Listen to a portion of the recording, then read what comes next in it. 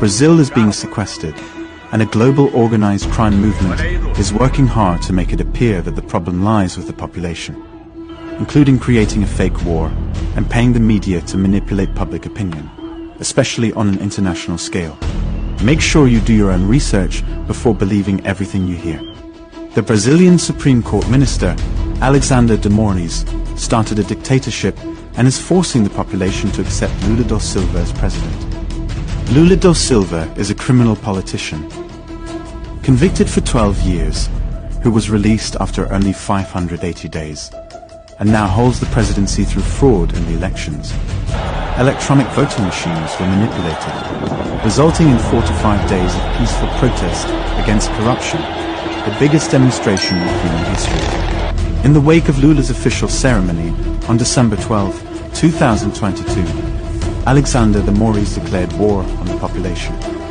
In fact, the dictator minister aligned with organized crime has ordered the arrest of all indigenous people criticizing his abuse of power. 7 indigenous tribes in Brazil claimed their voting machines returned 0 votes to their candidates, and they are being arrested for questioning these counts. It's so absurd that it's nearly impossible to believe this is Brazil rather than Venezuela or China. But the dictatorship being implemented is exactly the same. In the meantime, Alexandre de Moraes is protected by a kind of Gestapo police, the same strategy as Hitler.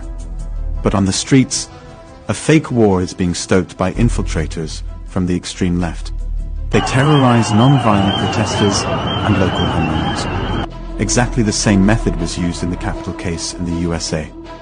It's a premeditated action by the extreme left-wing Black Bloc and criminal supporters of Lula da Silva, the leader of the gang.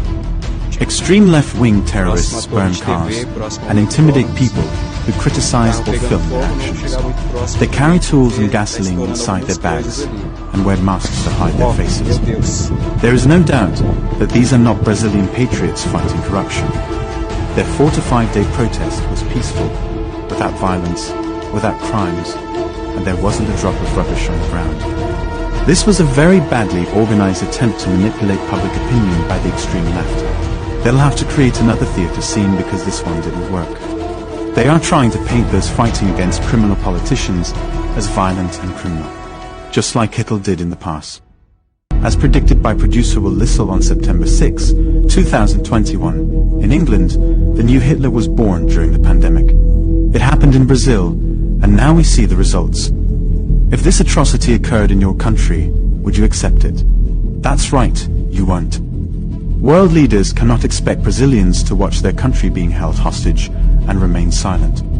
Brazil is ready to defend its homeland against organized crime. A real battle is currently taking place. It is the first time in the history of humanity that a country has been able to continue a campaign against corruption and organized crime for 4 to 5 consecutive days. Brazilians are changing the course of history worldwide.